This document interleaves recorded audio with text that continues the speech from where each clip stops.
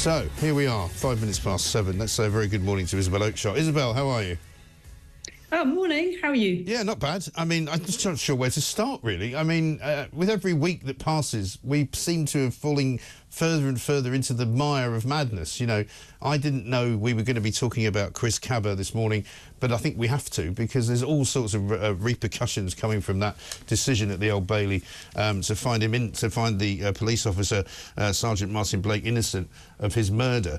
It now turns out that that we were willfully prevented from knowing about this man, Chris Kaba, that the family, who pushed very hard for the identity of the police officer in question to be revealed, wanted to keep all this stuff secret, and it was kept secret until yesterday.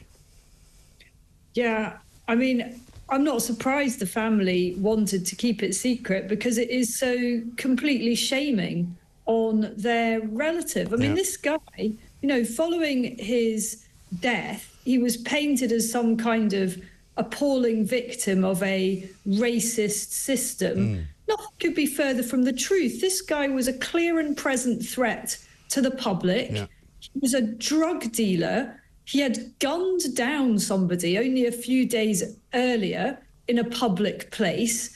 And at the time that he was shot, he was busy trying to evade arrest by ramming his car into other vehicles. And that is highly material to the circumstances in which he lost his life. And I'm sure it was wonderful for his mum and his family when people like Jeremy Corbyn and Diane Abbott and the University of Greenwich came out and tried to paint this guy as some kind of, you know, upstanding young man who was studying to be an architect and was going to be a dad and all of that. Come on, guys. This kid, you know, he was behaving like somebody who should have known an awful lot better. He was 24, was a real wrong-un. And does that mean he deserved to lose his life? No. But does that mean it was entirely understandable that the police officer in question took the actions that he did to protect himself, his colleagues, and the public? Completely. This case should never have gone anywhere near the courts. Exactly. And even yesterday, Sadiq Khan, the Mayor of London, was still very much sympathising with the family in a way which I found quite distasteful. I mean, this is what he said when the death happened. My heartfelt sympathies remain with Chris Kaba's family, friends and loved ones who are having to come to terms with their young life cut short. Well, how about coming to terms with the fact that that young life was a sort of a potential killer, a violent offender, a man who had been in prison before, a man who felt no shame whatsoever about shooting somebody as you see him running down the street, where anybody could have been shot. I mean, we've seen terrible cases, haven't we, in Liverpool, of innocents being killed by people getting involved in sort of, you know, gunplay. This was not a man whose death should be mourned, I'm sorry. I couldn't agree more. This was a violent, drug-dealing thug who should frankly have been in prison and kept in prison for a very long time. And yes, he lost his life, but everything that happened in the lead up to that was as a result of the terrible choices that he made. And yeah, that's a lovely photo, and I'm not surprised that the family are, you know, putting that photo out, and that's the one that's been circulated because it makes him look like a nice young man. There's a lot more accurate looking photos in the papers, which I'd rather let's have a look at those, shall we? With it, where he's covering his features, you know, he's hiding behind balaclavas and generally just being frankly a very frightening person to be anywhere near. So I'm sorry about the remarks made by the Mayor of London. I'd like to see that little pipsqueak of a politician trying to do the job of our armed officers, trying to actually, you know, make those split-second judgments where it's either, you know, the person behind the wheel of the car or the person trying to evade arrest is going to die, or the officers are going to die, or members of the public are going to die. Sadiq Khan has no idea what it's like to be anything other than a politician pontificating and pretty much routinely saying all the wrong things. Exactly right. And also, if you don't mind me saying so, stoking up people's, distrust of the police, because, it's people like him. They accuse people like us of causing these problems. It's officials like him who should be more responsible and should care more about what they say and how they are saying it that cause the problems. And what do we do now about the CPS? Because, we hear all the time from the CPS where they don't prosecute people because there isn't what they call a very good chance of a conviction being achieved. What on earth were they thinking, knowing what they knew? Because they knew about this guy's background, that they thought this was a good idea. Because the police have said if he had got out of the car, put his keys on the roof, he'd still be alive today.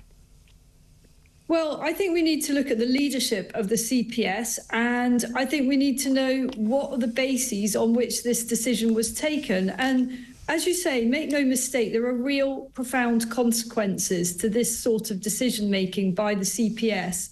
In particular, the confidence that our armed police have in their ability to do their job. There are many armed police officers who are feeling incredibly demoralised by what has happened and by the fact that, even now he's been acquitted, as you say, there are people in high places who are expressing pretty veiled regret that he has been let off, rightly so, by the jury, who took no time whatsoever to see the rights and wrongs in this case.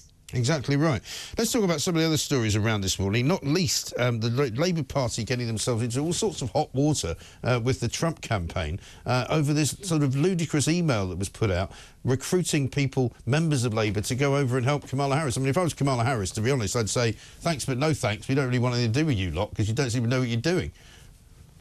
Well, this kind of made me laugh, this story, because the truth is, this is a stunt by Trump's campaign, and it's a very good stunt, and I don't blame them for doing it. After all, we all remember the absolute twaddle that was peddled by American lefties about Russian interference in his campaign. So fair enough, let's turn that on the Democrats, shall we? The truth is that members of all political parties in the UK have over many, many years gone to support presidential candidates. I remember people that I know going to support the Obama campaign, people that I know going to work on the Hillary Clinton campaign. Plenty of people I know have gone to work on Republican campaigns. So there's nothing unusual about that. We are allies of the Americans. This is not like, I don't know, this is some kind of sinister Chinese element or something. But nonetheless, good on the Trump campaign. They've got some fun headlines out of it. And what's good for one is good for the other. But what's more interesting to me as well is this other story where there's an organisation called the Centre for Countering Digital Hate Limited, which appears to have had as a director one Morgan McSweeney, the now Chief of Staff of Downing Street. And they seem to be going to war with Elon Musk, which doesn't seem like a great idea. Elon Musk has basically said in a tweet yesterday, this is war, because he thinks that they've been trying to sort of somehow attack him and shut him down.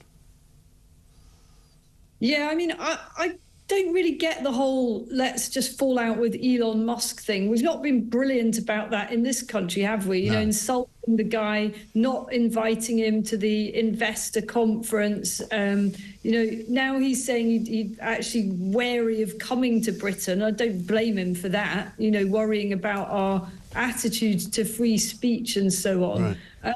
Very strange decision making. I take the general view that when somebody is extraordinarily rich and successful and influential, generally a good idea to keep them on side. Yeah, well, at least not to sort of start ridiculous feuds with them over not what would appear to be not very much. Speaking of which, I understand there are campaigners trying to set some kind of anti-Farage trap out there for the leader of the Reform Party. Is this the story about the suggestion that there should be an anti-Farage department? Yes. What a load of absolute rubbish. I couldn't believe it when I got this press release in my inbox saying, it's from some climate change organisation, saying, trying to call in all seriousness that there should be an anti-Farage department in government to basically counter everything he says about climate change. I don't think they actually looked me up when they pressed let's email all on that to that mailing list. because I gave them both barrels, but said to them, look, I don't think there should be an anti-Farage department in government. I think there should be a pro-Farage department in government, or even actually, even better, a government run by Farage. Yes. Because I actually think that he has the right perspective on the climate change racket. And we need perspective on this because essentially these zealots are sacrificing our entire nation on a completely false altar. It doesn't mean the weather isn't changing, folks. It doesn't mean the climate isn't changing. But should we go billions and billions and billions of pounds under in order to make minor changes to something that we probably can't affect that much? In my opinion, no. These people are absolutely mad, aren't they? They really are, but they're very well funded, which is what bothers me the most about them. I mean, a number of foundations around the world set up by sort of, you know, wacky-backy billionaires in California and people who, you know, think that they're going to do something good with all the money that they've made by exploiting people for centuries, right? And they suddenly go, oh, I know, let's give a couple of $100 million to a load of, you know, unwashed hippies and let them demonstrate around the country and around the world. And, I mean, it's quite incredible how much money there is in this business. I mean, if I had no scruples at all, I would definitely be a green campaigner. Yeah, I mean, I used to write environmental books, and you know, it's now got to the point that you can't care about the environment and be a conservationist without also signing up to the whole green and eco-warrior agenda, and that's a pity. If you think about how much difference all those billions, and we are talking about billions, as you know, and that's just in this country, how much difference they could make to real life immediate problems, that really puts it in perspective. Think of the difference those billions could make to children living in poverty or any number of other very immediate causes. And it then becomes ever more bewildering why this money is spent in the way it is. I know, incredible. And of course, just by the way, there already is an anti-Farage department. It's called the government, you know, because whenever he gets up or Richard Tice gets up or any of the Reform MPs get up to speak, you just hear them groaning on the other side of the House as if they don't know that they're actually asking questions that the public wants them to ask, and they're actually pointing out things that the public perceives to be true. And of course, the Westminster kind of elitists hate it, don't they? They do, but we need these Reform MPs, and that's not me saying it as on a party political basis, though obviously I am aligned with Reform. I'm not a member of the Reform Party, but because the Tory opposition has been so immersed in its own leadership battle. So, you know, that is mercifully for the nation beginning to come to an end. And very soon we should know whether it's Kemi Badenoch or whether it's Rob Jenrick, and then perhaps we'll have some kind of effective or more effective opposition in Parliament. But for the time being, it has come down to the Reform MPs to make as much noise as they can to hold this government, this utterly woeful, quite astonishingly bad government, to account while the Tories get their act together. Yeah, absolutely right. Isabel, great to talk to you. Thank you very much indeed. Isabel Oakeshott, Talks international editor there, of course, with a whole bunch of stories, all of which we will be revisiting over the course of the next couple of hours.